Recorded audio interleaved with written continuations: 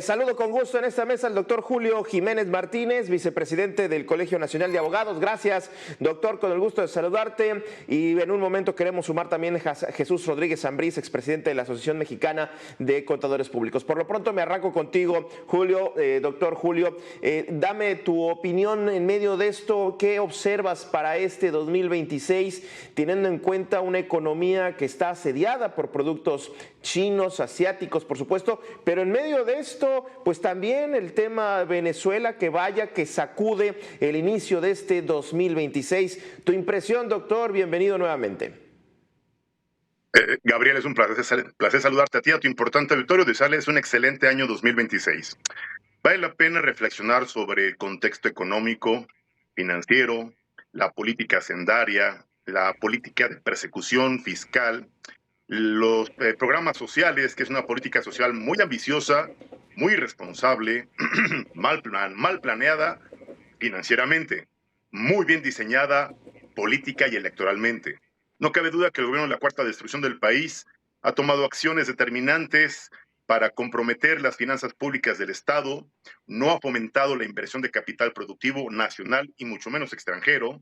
Las reformas constitucionales a la ley de amparo, las reformas al Poder Judicial y las reformas en materia laboral nos han restado competitividad y productividad.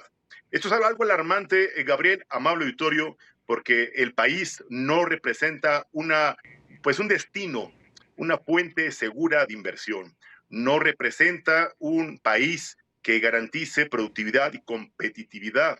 De ahí que varias empresas y varios proyectos se han cancelado o han diferido su fecha de inicio, de proyección de proyectos productivos. Esto ha generado desempleo y ha desencadenado una caída significativa en las contribuciones, en el pago de impuestos, en las contribuciones de seguridad social. Y bueno, pues las ocurrencias o las estrategias de Morena siguen siendo proteger a la delincuencia, simular que combaten y previenen a los cárteles, cuando en la realidad vemos que la extorsión, el secuestro, la desaparición forzada, la violencia, la corrupción y la impunidad siguen creciendo y siguen siendo un factor de desconfianza y sobre todo de incertidumbre para el capital nacional extranjero, Gabriel.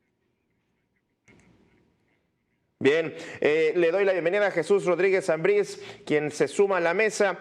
Doctor Jesús, te sumamos a esta mesa. ¿Tu impresión para este arranque del 2026? Comentábamos sobre el tema de la invasión de los productos asiáticos. No sé cómo quedaría ahora esta marea asiática de productos. En su gran mayoría son commodities, son estos muchos productos del dumping. No sé cómo quedaría con todo esto de Venezuela, con todo esta situación por la que está pasando Venezuela.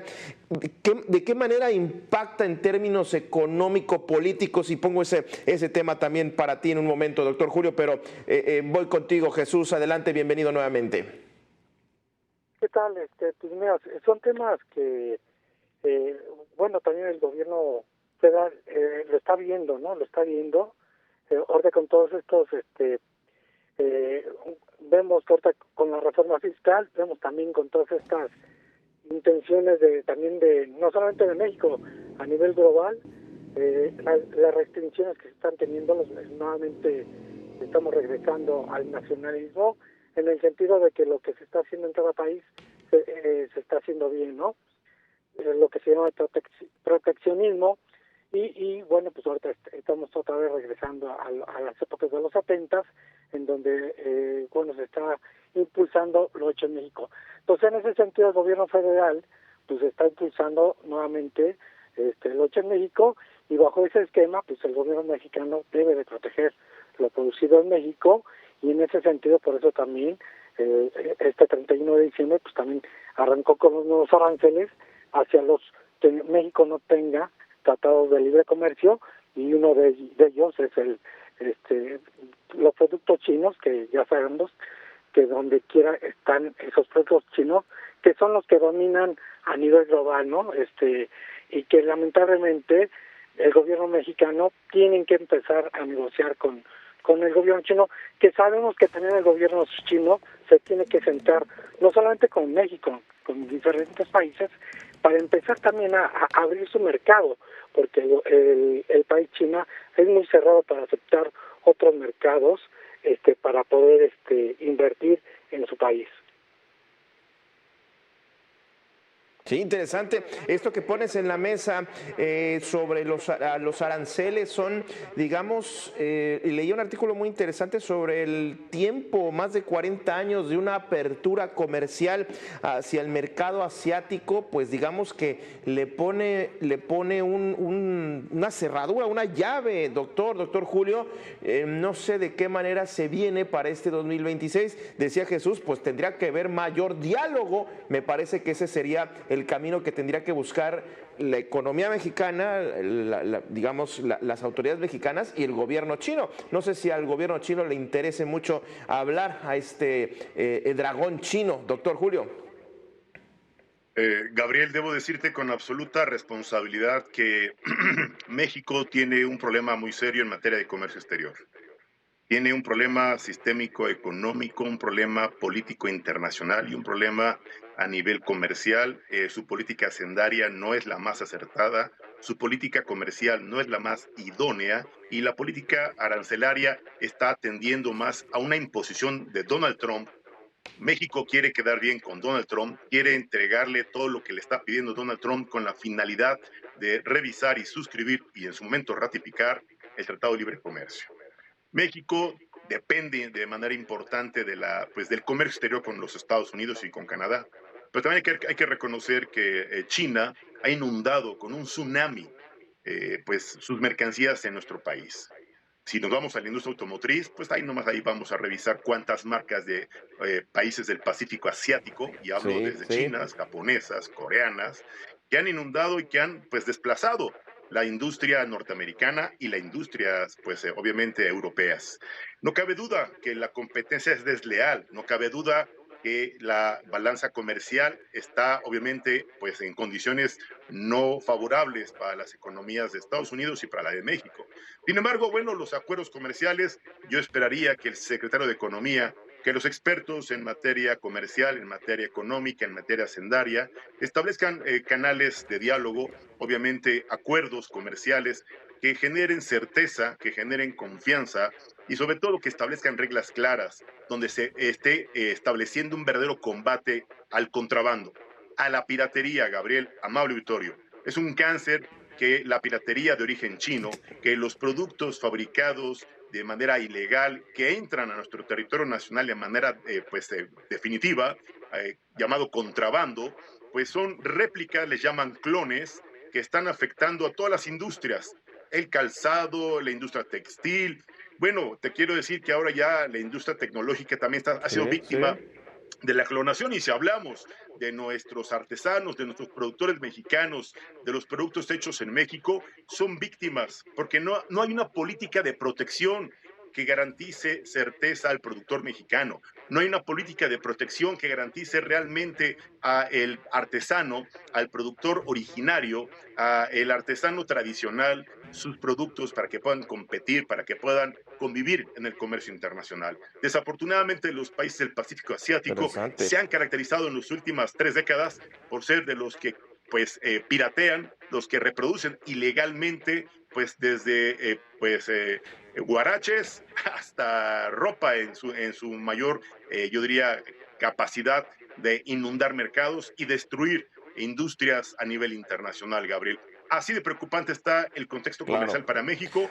Habrá que imponer, obviamente, cuotas compensatorias, habrá que revisar los acuerdos comerciales, habrá que hacer un análisis muy serio, muy profundo, y en este análisis habrá que revisar la miscelánea fiscal 2026, que, obviamente, con el aumento de los aranceles, genera una tensión comercial con el país asiático, Gabriel. Y sobre todo aquí, ¿cuál va a ser el impacto? Entiendo que esta medida arancelaria es pues básicamente una presión de Washington, una presión del presidente Trump al gobierno mexicano, es la presión para pues ir, digamos, construyendo un liderazgo, por llamarlo de alguna manera, hegemónico al continente americano.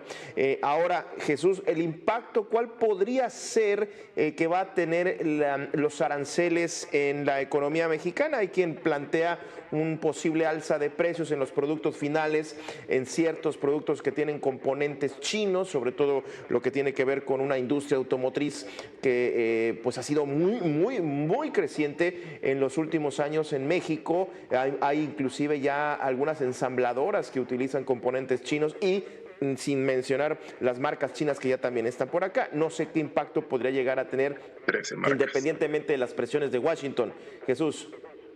Sí, mira, China ya era el segundo mayor socio comercial de México después de Estados Unidos, sin tener ningún tratado. Aquí lo que tiene que hacer el gobierno mexicano y lo que está haciendo y lo que está presionando el gobierno mexicano, y hecho esto también por la Secretaría de Relaciones Exteriores, es proteger primero a los empleos mexicanos, o sea, esas inversiones que se están generando en México los tiene que proteger, y cómo los está protegiendo a través de estos aranceles y también a través de estas políticas de proteger el mercado mexicano. Número dos, sabemos que todo esto que está inundando no solamente a México, a nivel global, porque sabemos que toda esta tecnología que China tiene fue porque estas inversiones que está explotando China fueron inversiones americanas, que estas empresas que alguna vez estuvieron en China, esa tecnología que ellos de alguna manera tuvieron de Estados Unidos, la fueron perfeccionando y a tal grado que ahorita ya son independientes en algunas tecnologías y desarrollaron algo que nosotros deberíamos de copiar de alguna manera, de que aprovecharon esos tratados que hicieron con Estados Unidos, ¿no? Lo que Estados Unidos quiere es nuevamente tener un orden, y ese orden es que primero ellos, en el sentido de que eran sus fábricas, esas fábricas chinas. Lamentablemente Sí. China llegó, se abrió y empezó a distribuir, creó nuevas marcas, nuevos vehículos, también nuevas fábricas de textiles, y empezó a inundar todo el mercado, pero bajo el esquema de copias, ¿no? Como bien decía el doctor, y es lo que ya no le gustó a Estados Unidos, y empezó con toda esta guerra de aranceles, y que México está copiando, y no solamente México, todos los países, y ahí pues ya todos los gobiernos empezaron a proteger los mercados locales, que es lo que tienen que hacer. ¿Qué es lo que tienen que hacer? Es empezar a negociar para que también productos mexicanos lleguen al mercado chino. Claro. Sí, claro. Tiene que haber una negociación. Ahora, no sé, doctor Julio, estamos hablando de que el 2026 arrancó fuerte el gobierno de los Estados Unidos con esto de Venezuela, pero se viene la renegociación del TEMEC. ¿Cómo va a llegar Estados Unidos con todo esto de Venezuela? ¿Cómo llega México a una renegociación del TEMEC, teniendo en cuenta esto que estamos comentando Jesús y las consecuencias que puede llegar a tener? Me imagino que como si llegara el gobierno de los Estados Unidos con una pistola en la mesa y a ponerse a negociar con todo esto que estamos viendo en Venezuela. Esta frase de que lo dijo y lo reitera el propio Marco Rubio: sí lo hicimos, se lo dijimos y lo hicimos. Doctor Julio. Gabriel, tienes toda la razón del mundo. El gobierno norteamericano llegará a negociar, a revisar el TEMEC bajo condiciones de ventaja, bajo condiciones de intimidación, amenaza y exigencias para que el gobierno mexicano tome acciones contundentes y empiece realmente a detener y a combatir a los cárteles de la delincuencia organizada, a los cárteles del fentanilo, al cártel de Sinaloa, al cártel Jalisco Nueva Generación, a los cárteles como la Barredora, que han sido señalados, vinculados incluso con funcionarios, con gobernantes y obviamente con legisladores de Morena. No es extraño que el gobierno norteamericano, que Pam Bondi han señalado que pues esta operación del cártel de los soles, que obviamente el cártel que operaba desde Venezuela tenía vínculos con el cártel de Sinaloa y operaban lavando dinero y operaban con el tráfico de fentanilo y cocaína. No tengo la menor duda que amenazarán con temas de agua, con temas migratorios, con temas comerciales y con escenarios económico-financieros. No cabe duda que México llega en una desventaja total y absoluta, en total estado de indefensión.